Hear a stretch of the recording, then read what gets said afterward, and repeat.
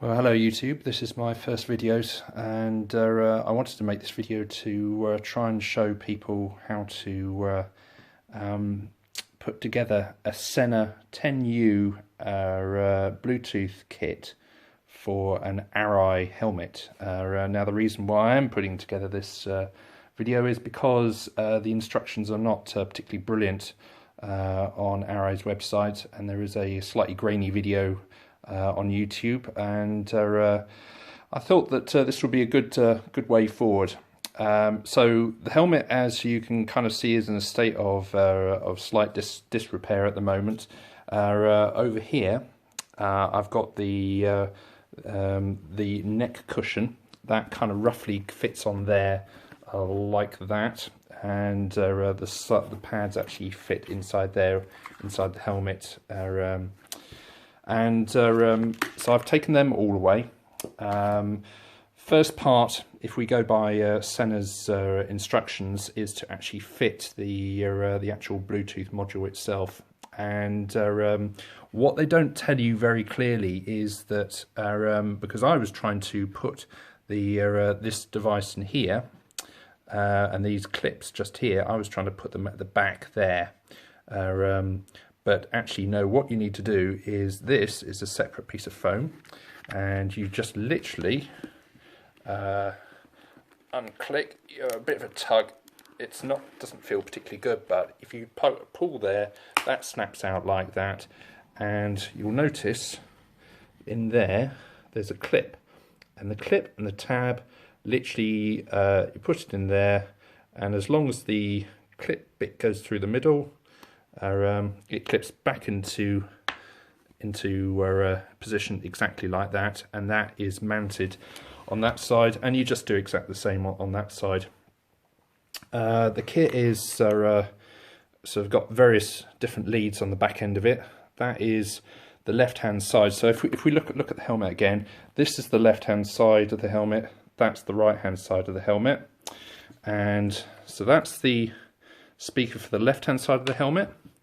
The other thing that it's very hard to see, but I will try and show you, is down here you'll see that there is an aerial. Now this is the aerial used if you're going to be speaking to other people, and it was just trying to understand from looking at the grainy video and also from Sena's instructions on exactly how to insert it. And you do insert it down exactly as shown, like that, down in that part. It's actually slightly flexible. See if I can actually remove it and actually show you exactly what it's like.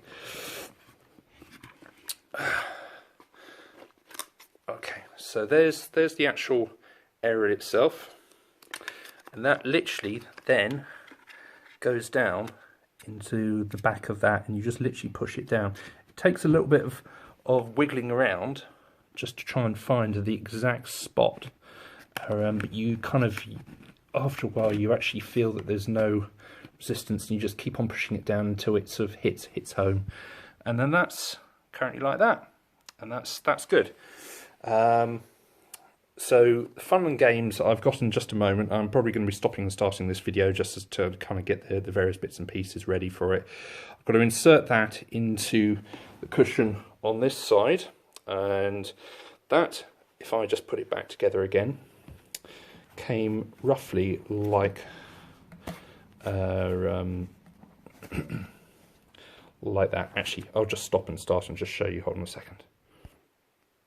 So yeah, so that's me putting the cushion back in. So again, if we look at the helmet as a lining, so you've got the cushion at the back there, and you've got the right cheek piece there, the left cheek piece there, and what you need to do is you just need to undo the lining like this. Now it's a bit of a squeeze, but bearing in mind I'm on a Corsair helmet. All the Arai helmets are ever so slightly different, so the instructions that Sena give us slightly generic. And inside there you'll see this pad. Now the man from the bike show told me do not remove this pad, but what you do is you just literally just put it up it can be very easy just to rip it off. Don't do that, because otherwise it will make it a lot harder. And what happens is your sticky pad goes there, and the same thing on this side when you get round to doing it on that side as well. So the box of bits that you actually get with the Sena 10U, that's the sort of the top of the box there, and this is the module for the handlebars and the rubber bits to go to try and pad out the interface between there and the handlebar. We'll come to that later on. In the very bottom of the box, you'll find a couple of bits and pieces. Some Velcro that I'm going to, not entirely sure what that's for yet. So these are the useful bits and pieces. And signed here, you'll find two bits to stick inside the cheek pads. That's the 3M label bits and pieces. And at the back there, the red one is the bit of sticky that you use to stick on, he says, finding the module. This module here, this is the control module.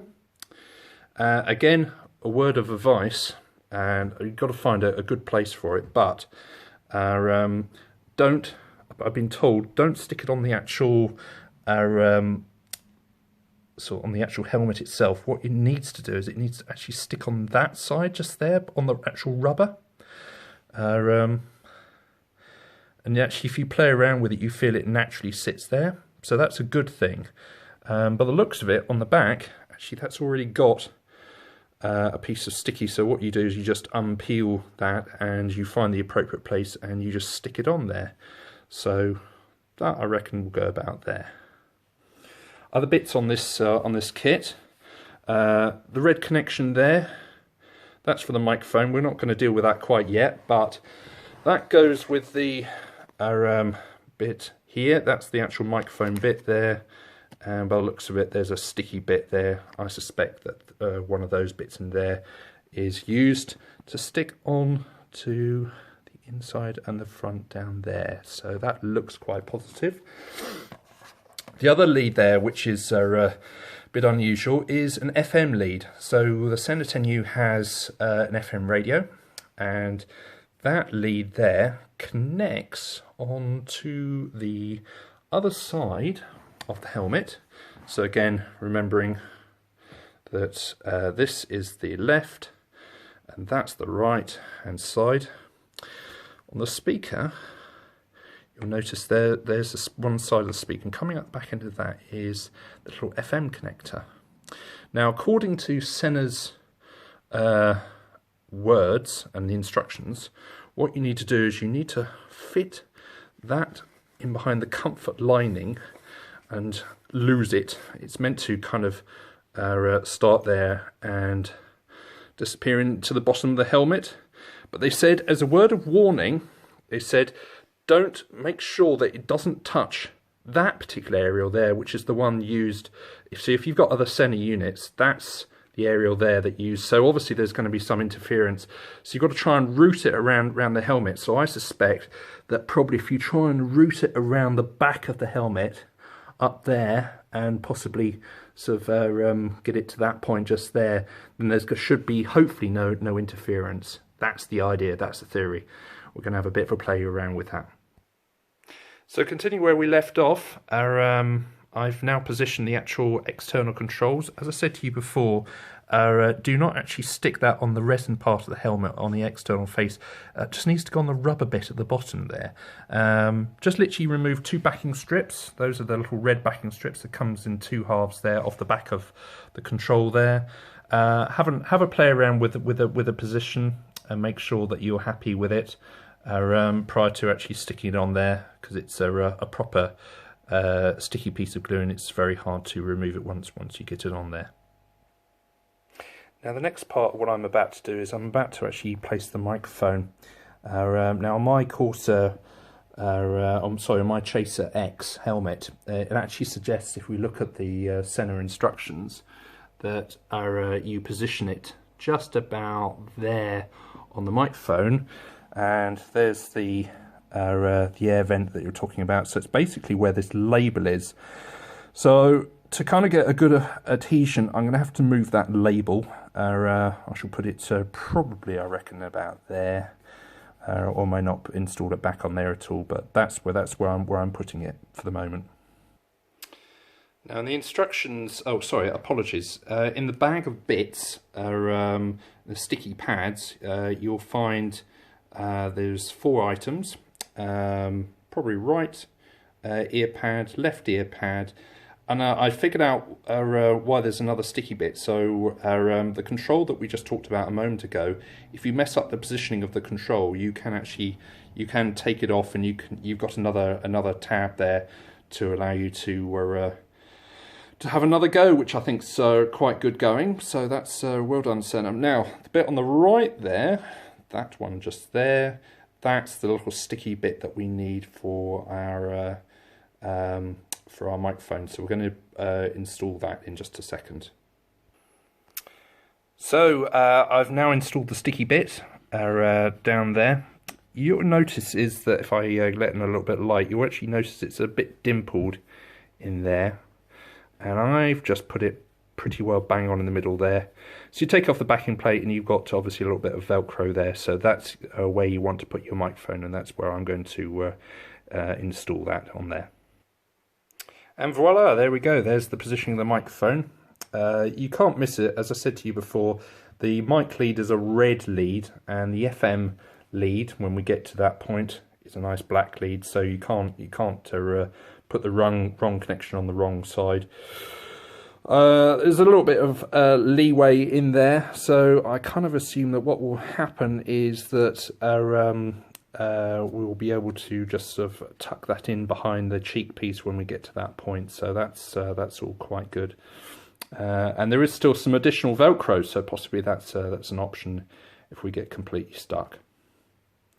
So the next bit is to actually get the earpieces and the actual headphones part into the side of the helmet, and that's going to be my next fun and games. Now, picking up the bit where we're due to insert this Velcro, I was just trying to find the best way. Again, that's the flap that I've taken out. So what I now need to do, I had to play around with this off camera here, and it was just trying to get that into the right position, and that feels the right place. So you put the kind of little corner piece into the black. If I just move my camera down there, can you see there's a little black tab right at the back, just at the back there? What you do is you put the little corner piece, and that just fits in perfectly like that. So what I'm going to do shortly is I'm going to remove the backing strip off that sticky pad, and I'm going to fix it to that particular location. Okay, so I've now done that. It's actually devilishly tricky to try and get that. I actually left a little bit of a gap up there, but I don't think that's too bad. It kind of sticks all the way around there and is all true. So that, I think, is the correct play for that. So I'm now going to do the same thing on the right hand side cheek pad, and I'll just show you how that one looks in a second. So that's how it should roughly look on the right hand side of the helmet. So now what we've got to do is we've now got to try and route the earpieces and make them actually fit in and stick on those cheek pads. So this should be fun. Again, I'm going to push pause on this one because Sena's instructions are not overly helpful on that one. Now that's clever. I was just trying to figure out how on earth to actually get the earpiece in to the padding on the side. So what you should hopefully be able to see there is the right hand side speaker, and around the back here, and this is the reason why you don't remove this pad, because otherwise it actually exposes the wiring.